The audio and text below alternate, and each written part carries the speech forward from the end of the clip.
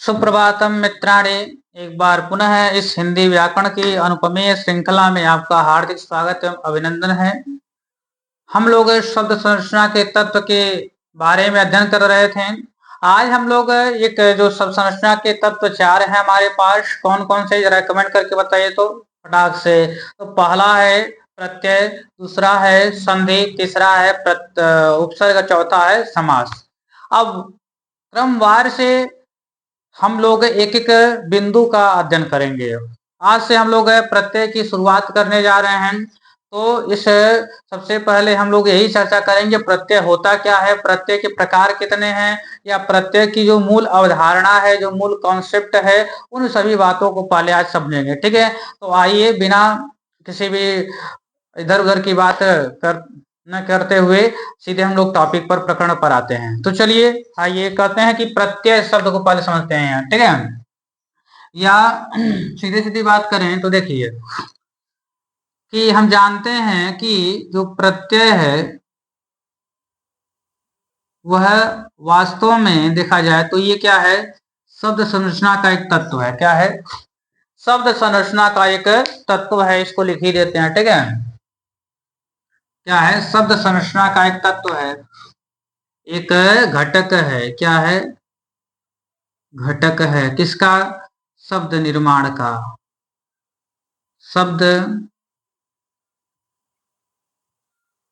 शब्द निर्माण का क्या है? एक घटक है। तो आइए इसके बारे में चर्चा आगे करते हैं। तो कहते हैं प्रत्यय क्या है? शब्द निर्माण का एक घटक है। तो सबसे पहली बात आती है कि प्रत्यय की अगली बात कि प्रत्यय होता क्या है। तो सबसे पहले याद कर लीजिए, एक मिनट रुक जाइए, कॉल आया। देखिए तो कह रहे हैं कि प्रत्यय क्या होता है। तो सबसे पहली बात हमें ये समझना है कि प्रत्यय का मतलब होता है, देखिए बना कैसे है। ठीक है, तब जाकर उसका मतलब निकालेंगे। तो प्रत्यय शब्द बना है प्रति प्लस आय से। किससे मिलकर बना है? प्रति प्लस आय से मिलकर बना हुआ है। तो बात आती है कि प्रति क्या है और आय क्या है। ठीक है, तो यहाँ पर जो आय है वह है मूल शब्द। क्या है? मूल शब्द। ठीक है, मूल शब्द, और ये है उपसर्ग। क्योंकि आपको पता होगा कि मूल शब्द के आगे जो जुड़ता है उसे हम क्या कहते हैं? उपसर्ग कहते हैं। क्या कहते हैं? उपसर्ग। अब आ जाइए, इसमें जो दोनों हैं, एक शब्द है और एक शब्दांश है। शब्द यानी कि मूल एक उपसर्ग दिया हुआ प्रति, और एक मूल शब्द है अय। इनका मतलब क्या होता है? देखिए प्रति का मतलब क्या होता है, क्योंकि हम बता दें कि उपसर्ग और प्रत्यय का कोई अर्थ नहीं होता है। जब उनका हम किसी शब्द के साथ प्रयोग करते हैं तभी उनका अर्थ निकलता है। ठीक है, अब ये बात धीरे धीरे आपको अनुभवित होने लगेगी। आपको ये फील होने लगेगा कि किसी भी प्रत्यय, किसी भी उपसर्ग का कोई अर्थ नहीं होता है। जब किसी शब्द के साथ जुड़ते हैं तो अनेक प्रकार के शब्द के अर्थ का संधान करने लग जाते हैं, शब्द के अर्थ को निकालने लग जाते हैं। ठीक है, तो प्रति का भाव क्या होता है? की ओर। क्या होता है? की ओर। और अय का भाव होता है, यानी कि अय का अर्थ होता है गति। क्या होता है? गति। बात यह आती है कि इसका जो शाब्दिक अर्थ हो जाएगा, अब या देखा जाए तो इसका जो शाब्दिक अर्थ निकलेगा वो क्या हो जाएगा? शाब्दिक अर्थ। शाब्दिक अर्थ क्या हो जाएगा? तो प्रत्यय का शाब्दिक अर्थ क्या हो जाएगा, जरा बताइए तो फटाक से। तो की और गति। शाब्दिक अर्थ क्या हो जाएगा? की और गति। प्रत्यय शब्द का शाब्दिक अर्थ क्या होता है? तो की और गति। प्रत्यय शब्द का शाब्दिक अर्थ क्या होता है? की और गति। ठीक है, बात आती है की और गति, किसके तरफ गति जी, जरा बताइए। गति माने की जुड़ना, गति माने चल करके जुड़ जाना, गति माने मोशन, गति माने चलना, गति माने कि विश्राम की अवस्था को त्याग देना। ये सभी क्या है? गति शब्द के अर्थ हैं। तो क्या कहते? की और गति। तो यहाँ पर क्या रहे हैं? किसकी ओर गति है? यहाँ पर एक प्रश्न मार्क बन जाएगा। तो लिखेंगे यहाँ पर, क्योंकि बताइए प्रत्यय किसकी तरफ गति करता है, या प्रत्यय किसकी तरफ जाकर जुड़ता है? तो मूल शब्द की तरफ जाकर जुड़ता है ना। प्रत्यय कहाँ जुड़ता है? मूल शब्द की तरफ जुड़ता है ना जाकर के। तो यहाँ पर क्या लिख देंगे? मूल शब्द की ओर गति। क्या हो जाएगा? मूल शब्द की ओर गति। मूल शब्द की ओर गति, यानी कि प्रत्यय शब्द का जो शब्दार्थ है, शब्दगत अर्थ है, वह क्या है? की और गति। लेकिन जो भावार्थ है वो क्या है? मूल शब्द की और गति। क्योंकि हम जानते हैं, सीधी सी बात बताएं, कि अर्थ कई तरीके से बताया जाता है। एक होता है शब्दार्थ, जो प्रत्यय उपसर्ग संधि समास के द्वारा निकाला जाता है। जैसे देखिए, यहाँ पर प्रत्यय शब्द था, यहाँ पर एक उपसर्ग था और एक मूल शब्द था। इन दोनों के अर्थ के अकॉर्डिंग हम लोगों ने एक अर्थ निकाला। जैसे प्रति का अर्थ क्या था? की, और अय का अर्थ था गति। यानी कि प्रत्यय शब्द जिन उपसर्ग और मूल शब्द से मिलकर बना हुआ है, उसके अकॉर्डिंग अर्थ निकालना शाब्दिक अर्थ कहलाता है। और कहते हैं शाब्दिक अर्थ निकालते हैं, फिर अन्वयार्थ निकालते हैं, फिर भावार्थ निकालते हैं, फिर लक्ष्यार्थ निकालते हैं, फिर व्यंजनार्थ निकालते हैं। अनेक कई तरीके से हम अर्थ की प्राप्ति कर सकते हैं। ठीक है, तो यहाँ पर जो शाब्दिक अर्थ की बात हम लोगों ने किया, वो क्या था? की और गति। ये क्या है? शाब्दिक अर्थ। और ये क्या है? भावार्थ है। क्या है? भावगत अर्थ है। भावगत अर्थ यानी कि भावार्थ। ठीक है, भावार्थ है। ठीक है, अब आइए आगे चलते हैं कि इस बात आती है क्या इतने ही अर्थ हैं? तो नहीं, इसके अन्य अर्थ भी हैं। जैसे पहला अर्थ है प्रतीति। क्या अर्थ है? प्रतीति। फिर उसके बाद प्रत्यय शब्द का अर्थ होता है विश्वास। क्या होता है? विश्वास। फिर प्रत्यय शब्द का ही एक अर्थ होता है धारणा। क्या होता है? धारणा। क्या होता है? धारणा। ठीक है, प्रत्यय शब्द का एक अर्थ होता है ईश्वर भी। क्या होता है? ईश्वर। क्या होता है? ईश्वर। ठीक है, देखिए, प्रत्यय शब्द का अर्थ क्या क्या होता है? प्रतीति, विश्वास, धारणा, ईश्वर। अन्य भी कई अर्थ हैं, ये सभी ध्यान दीजिएगा। ये सभी जो हैं, इसका अर्थ चित्त भी होता है। क्या होता है? चित्त। ठीक है, जो मन की एक अवस्था है, प्योर स्टोरा। ठीक है, ये सभी क्या है? शब्दकोशीय अर्थ हैं। क्या है? शब्द कोशीय अर्थ हैं। यानी कि डिक्शनरी में जो ये प्रत्यय शब्द का अर्थ बताया गया है, वह यह बताया गया है। क्या क्या? प्रत्यय शब्द का शाब्दिक अर्थ क्या हो गया? देखा जाए तो की और गति। लेकिन यदि देखा जाए प्रत्यय शब्द के अन्य अर्थ की चर्चा करें, तो यहाँ पर प्रतीति हो गया, विश्वास, धारणा, ईश्वर, चित्त आदि अनेक अर्थों में प्रत्यय शब्द का प्रयोग किया जाता है। प्रत्यय शब्द का प्रयोग अनेक अर्थों में किया जाता है, जिसमें से कुछ यहाँ पर हमने लिख दिया है। जैसे प्रतीति, विश्वास, धारणा, चित्त, ईश्वर, ये सभी क्या है? प्रत्यय शब्द के अन्य अर्थ हैं। अर्थात हम कह सकते हैं कि प्रत्यय को अभी यहाँ फिर से लिखते हैं कि प्रत्यय क्या होता है, कि दूसरा बात हम यहाँ समझेंगे। ठीक है, पहला बात हमने यहाँ समझ लिया। हमने ये पहला बात समझा दिया क्या, कि प्रत्यय शब्द क्या है या प्रत्यय क्या है? तो यह बना हुआ है प्रति प्लस आय से। प्रत्यय शब्द कैसे बना है? प्रति प्लस आय से। यहाँ पर प्रति क्या है? उपसर्ग, और मूल शब्द क्या है? अय।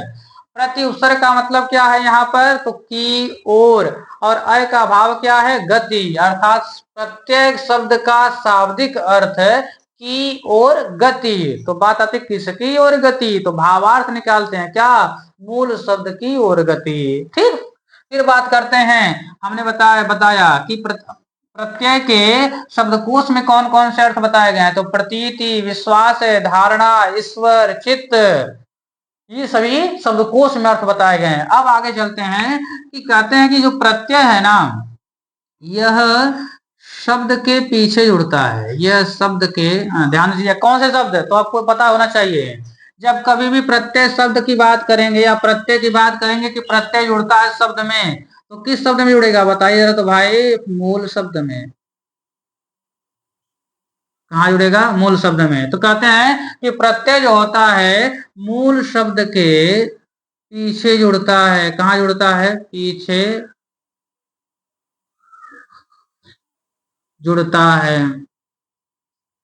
मूल शब्द के कहाँ जुड़ता है? पीछे जुड़ता है। जैसे आप लोग को ये पता है, अभी हमने जैसे जोड़ा था, जैसे जनक प्लस ई, जनक प्लस ई। यहाँ पर देखिए, ये मूल शब्द ये पीछे जुड़ा, जानकी बना। जैसे एक शब्द था, जैसे क्या नाम लिखा हुआ है? शरीर प्लस इक, शरीर प्लस इक, शारीरिक बनेगा। तो शरीर क्या मूल शब्द, इसके पीछे क्या जुड़ा? इक जुड़ा। यानी कि ये समझ सकते हैं कि प्रत्यय मूल शब्द के पीछे जोड़ता है। फिर आगे बात करते हैं कि प्रत्यय के बारे में, तो कहते हैं कि जो प्रत्यय होता है ना, वो शब्द नहीं है, वह शब्द, यह शब्द नहीं होता है, यह शब्द नहीं होता है। तो बात आती है क्या होता है, यह शब्दांश होता है। क्या होता है, शब्दांश होता है। क्या होता है, शब्दांश। यानी कि प्रत्यय शब्दांश होते हैं। क्या होते हैं, शब्दांश। प्रत्यय शब्द नहीं होते हैं, शब्दांश होते हैं। क्या होते हैं, शब्दांश। क्या होता है, इसका मतलब क्या निकला, ये समझते हैं इसको भी। हम कुछ यहाँ शब्द लिख रहे हैं, ठीक है, और उस शब्द में से कुछ निकालेंगे हम लोग। यहाँ पर उसका लिख दे रहे हैं अंश। अच्छा, अंश मान जानते हैं, भाग। क्या होता है, भाग, टुकड़ा, उसमें से निकाला हुआ पार्ट, ठीक है, ये सब अंश के अर्थ होते हैं। समझिए, शब्द हमारे पास एक है शारीरिक, फिर हमारे पास एक है माधुर्य, फिर हमारे पास एक शब्द है भैरव, फिर हमारे पास एक शब्द है तामसिक। ठीक है, हमारे पास एक शब्द है सामाजिक। अब देखते हैं, कहते हैं कि शरीर में से कुछ निकाल, यहाँ पर देखेंगे, यहाँ पर हमने निकाल लिया इक, यहाँ पर माधुर्य शब्द में से निकाला यह। क्या निकाला, यह। भैरव शब्द में निकाला क्या निकाला, तामसिक में से निकाला इक। क्या निकाला, इक। और सामाजिक में से भी निकाला इक। अच्छा, आप बताइए, जो यहाँ पर जो दिख रहा है कि जो अंश के में दिया हुआ है, इक हो गया, यह हो गया, अ हो गया, इक हो गया, इक हो गया, ये सभी पिछवा का थे, प्रत्यय थे ना। का थे, प्रत्यय। यानी कि ये क्या है, प्रत्यय है। क्या है, प्रत्यय है। अच्छा, अब आप बताइए, क्या ये कोई शब्द है, ये कोई शब्द दिख रहा है कि नहीं दिख रहा है, नहीं दिख रहा, साफ साफ दिख रहा है। यानी कि ये सभी शब्द नहीं है, ये शब्द से निकाले हुए हैं, शब्द के अंश होते हैं। क्या होते हैं, शब्द के अंश होते हैं। अब जो शब्द के अंश होंगे उसे क्या कहेंगे, शब्दांश। क्या कहेंगे, शब्दांश कहेंगे। फिर से समझिए, प्रत्यय शब्द नहीं होता है, शब्दांश होता है। तो कैसे होता है, समझिए। कहते हैं, एक शब्द हमने लिखा, कुछ शब्द लिखा हमने, क्या लिखा, शारीरिक, माधुर्य, भैरव, तामसिक, सामाजिक। और इसमें से कुछ निकाल लिया, यहाँ पर देखा, शारीरिक में से एक निकाला, माधुर्य में से यह, भैरव में से तामसिक और सामाजिक में से इक। और चूंकि इसी चीज को हम पिछले अभी सत्र में पढ़े हैं कि ये सभी क्या है, प्रत्यय है। क्या है, प्रत्यय। अच्छा, आप बताइए, प्रत्यय हो गए।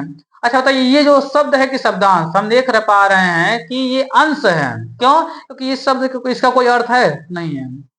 पहला ये समझ लेना कि शब्द का अर्थ होता है और शब्दांश का अर्थ होता ही नहीं है। और शब्दांश की ये क्या है, प्रत्यय तो है, प्रत्यय का यानी कि कोई अर्थ होता नहीं है। तो यहाँ पर एक पॉइंट और निकल कर आ गया, क्या चीज, कि प्रत्यय का कोई अर्थ, प्रत्यय का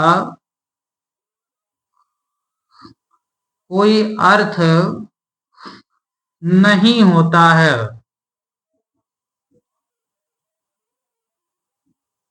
प्रत्यय का या प्रत्ययों का, ठीक है, प्रत्ययों का कोई अर्थ नहीं होता है। जैसे जैसे हम देखेंगे, तो यहाँ पर हमारे पास ई है, ई है, इक है, जैसे यह है, जैसे अ है, ये सभी क्या है, प्रत्यय हैं। क्या है, प्रत्यय हैं। अच्छा बताइए, ई का कोई अर्थ होता है, नहीं होता। इक का कोई अर्थ होता है, नहीं होता। ए का अर्थ होता है, नहीं होता है। ये सभी क्या है, जो कि कैसे हैं, अर्थहीन है। क्या है, अर्थहीन है। क्या है, अर्थहीन है। अच्छा, अब आपको ये बात समझ में आ गया होगा कि प्रत्यय शब्द नहीं होता है, शब्दांश होता है। और चूंकि जानते हैं शब्द के ही अर्थ होते हैं, शब्दांशों के अर्थ नहीं होते हैं। जो शब्दांशों के अर्थ कैसे नहीं, देखिए यहाँ पर लिखा हुआ, लिख दिया हुआ हमने कि ई, इक, ए, अ, ये सभी प्रत्यय है और शब्दांश हैं। जब ये शब्दांश, इनका कोई अर्थ निकल रहा नहीं है। ठीक, अब आ जाइए आगे, कहते हैं चर्चा, कहते बढ़ाते हैं चर्चा को। तो कहते हैं, जो प्रत्यय होता है ना, यह शब्द के कहाँ जुड़ता है, पीछे जुड़ता है। देखिए यहाँ लिखा भी है, शब्द के पीछे जुड़ता है। तो बात आती है कि कि यह किसके जुड़ता है, किसके साथ में, ध्यान समझिएगा। किससे जुड़ता है, फिर से समझते हैं, ठीक है। किससे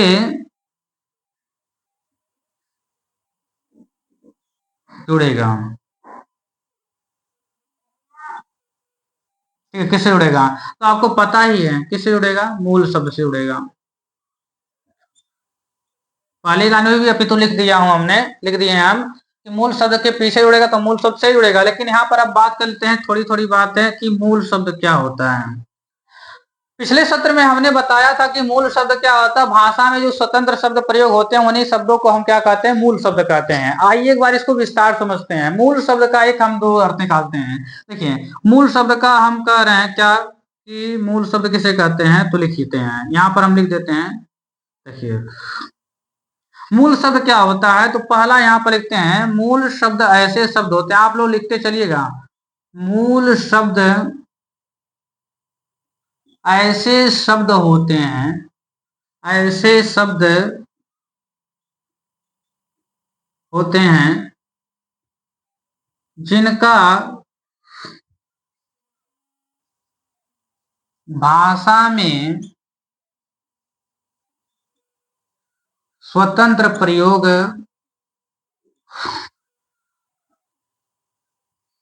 किया जा सकता है।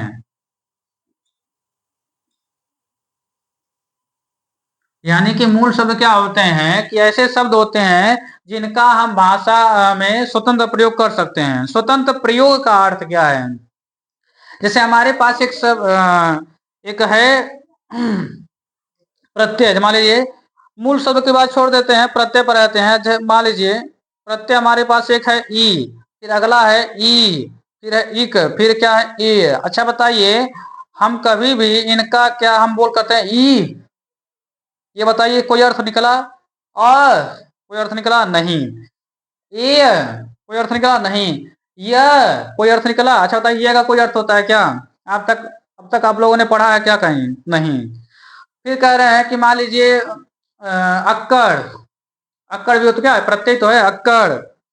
आलू, आलू का मतलब वो नहीं जो खाते हैं आप, ठीक है, आलू प्रत्यय की बात कर रहे हैं। और जब आलू प्रत्यय की बात करें तो कोई अर्थ होगा,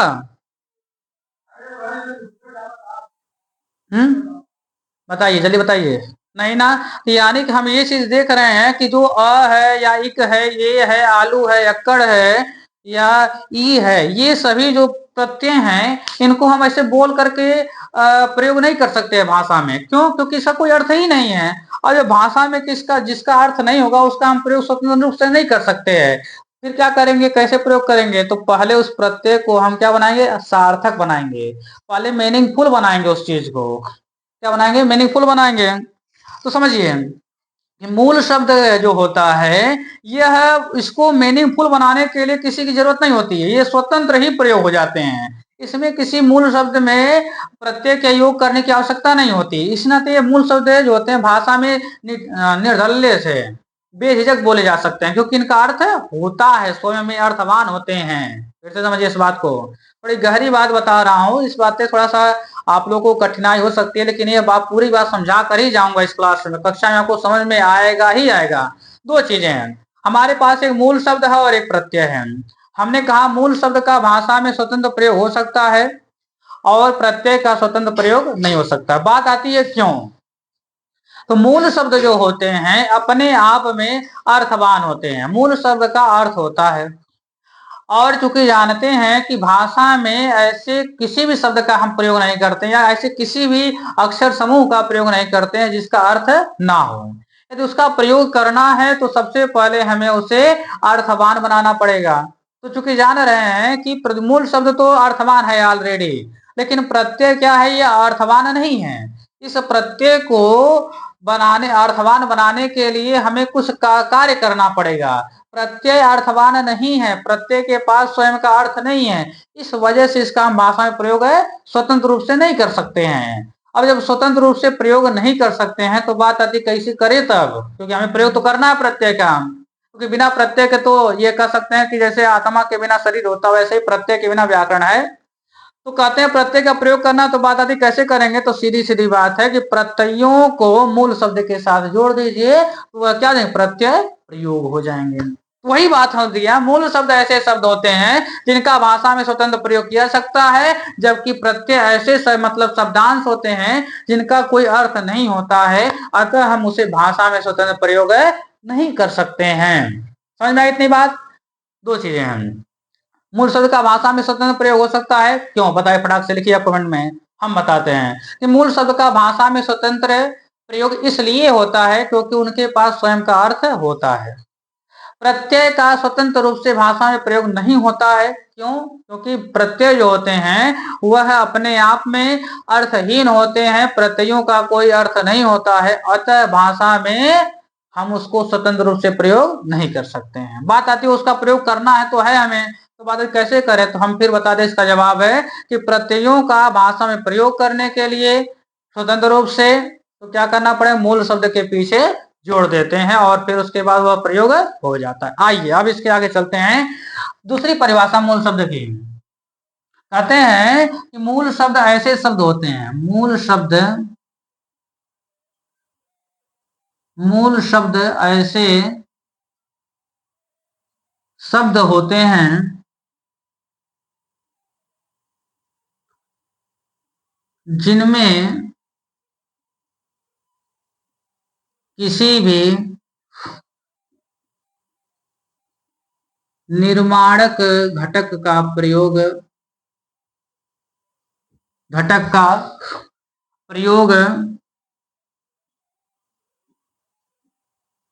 नहीं हुआ रहता है। क्या कह रहे हैं कि मूल शब्द ऐसे शब्द होते हैं जिनमें किसी भी निर्माणक घटक का प्रयोग नहीं हुआ रहता है। तो आप खुद देख रहे हैं कि शरीर है तो क्या शरीर में कोई प्रत्यय का नहीं है, जनक है तो कोई प्रत्यय है क्या, नहीं है, कोई उपसर्ग है नहीं है, कोई संधि है नहीं है, कोई समास है नहीं है। तो मूल शब्द ऐसे शब्द होते हैं, इसको पहचानने दूसरा तरीका यह है कि यदि उसमें कोई प्रत्यय नहीं लगा है, कोई संधि का कार्य नहीं हुआ है, तो उसे हम क्या कहते हैं, मूल शब्द कहते हैं। क्या कहते हैं, मूल शब्द कहते हैं। एक एक बात को मैं बहुत ही डीपली समझा रहा हूं, आपकी ये पूरी रिस्पॉन्सिबिलिटी बनती है, आपका पूरा दायित्व है इसको पढ़ने का। और जब तक आप लोग इसका अध्ययन नहीं करेंगे, बढ़िया से पढ़ेंगे नहीं, तब तक ये समझ नहीं आने वाला है। सो बढ़िया से पढ़िए, बढ़िया से मतलब करें एकदम दिमाग लगा करके। फिर बोल रहा हूँ, व्याकरण गणितीय प्राविधियों पर कार्य करता है। जिसको गणित नहीं समझ में आती है, जिसको गणित से पीछा छुड़ाते रहते हैं, वो लोग व्याकरण नहीं सीख पाएंगे जीवन भर, और रट्टू तोता बन जाएंगे। कहेंगे संज्ञा कैसे कहते हैं, संज्ञा किसी व्यक्ति वस्तु स्थान के नाम को संज्ञा कहते हैं। भाषा क्या क्या कहते हैं, तो किसी अपने मन के विचारों एवं भावों को एक दूसरे से प्रकट करने के माध्यम वाले को हम क्या कहते हैं, भाषा कहते हैं। कैसे करते हैं ये नहीं पता है, क्यों कहते हैं नहीं पता है। रट्टू तोता नहीं बनना हमारी कक्षा में, आपको जो चीजें हैं आपको वर्ड बाय वर्ड, क्यों कैसे कहाँ, ये तीनों चीजों का जवाब आपको मिलेगा। कैसे काम पूरा इतना तो लिखते चल रहा हूँ, ठीक है। कुछ भी ऐसी चीजें होती हैं आप तुरंत पूछ सकते हैं, इसमें कोई भी संदेह नहीं करना है, यानी कि शक का नहीं करना है कि पूछें कि नहीं पूछें, इसमें कोई लजाना नहीं है, कोई शर्मिंदगी की बात नहीं है। आपको निर्धड़ल्ले से पूछना है, जितने भी प्रश्न आप कमेंट में झाड़ दीजिए। और एक बार यदि आप कह दिए तो देखिए आपका सपोर्ट हम कैसे करते हैं, आपको व्याकरण में महान पाणिनि बनाकर ही छोड़ेंगे। अभी तो ये पाणिनि तो बहुत बड़े हो गए, तो बड़े बनना ही बनना है आपको, तो बड़ा बनने के लिए व्याकरण पढ़ना पड़ेगा, ठीक है। तो आइए अब आगे चलते हैं, इसको पहले आप लोग स्क्रीनशॉट ले लीजिए, ठीक। इसको एक बार रिकॉल कर देते हैं। तो प्रत्यय क्या है, सबसे पहली बात, प्रत्यय शब्द बना हुआ है प्रति प्लस अ से, जहां पर प्रति का उपसर्ग का मतलब की और अय का अर्थ है गति होता है। प्रत्यय शब्द का अर्थात शाब्दिक अर्थ क्या होगा, तो की और गति। तो अब पता चला कि किसकी ओर गति, तो इसका भावार्थ निकालिए कि मूल शब्द की ओर गति। कहते हैं प्रत्यय शब्द के जो डिक्शनरी में अर्थ दिए हैं उसका क्या अर्थ है, देखिए प्रतीत, विश्वास, धारणा, ईश्वर, चित्त, ये सभी क्या है, डिक्शनरी में प्रत्यय शब्द के अर्थ दिए गए हैं।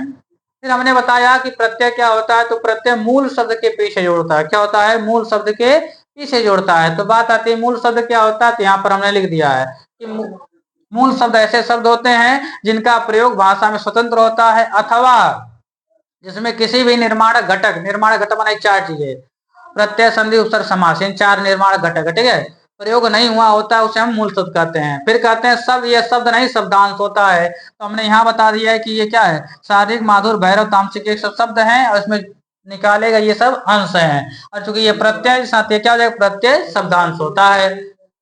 प्रत्ययों का कोई अर्थ नहीं होता है, प्रत्यय का कोई अर्थ है नहीं होता। तो यहाँ पर हमने ये देखिए, जैसे ई हो गया, इक हो गया, ए हो गया, अ हो गया, ये सभी प्रत्यय हैं और इनका देख रहे हैं कोई भी अर्थ है नहीं है। तो ये क्या हो जाएगा, भाव, यानी कि प्रत्ययों का कोई अर्थ नहीं होता है। ठीक, तो आज के लिए बस इतना ही, क्योंकि ये समय सीमा बस हम आधे घंटे का रखना चाहते हैं, क्योंकि ज्यादा लंबा वीडियो बनाएंगे, बनाने के 3-3 घंटा बना देते हो, लेकिन पढ़ेंगे ना कोई ये तो बात है।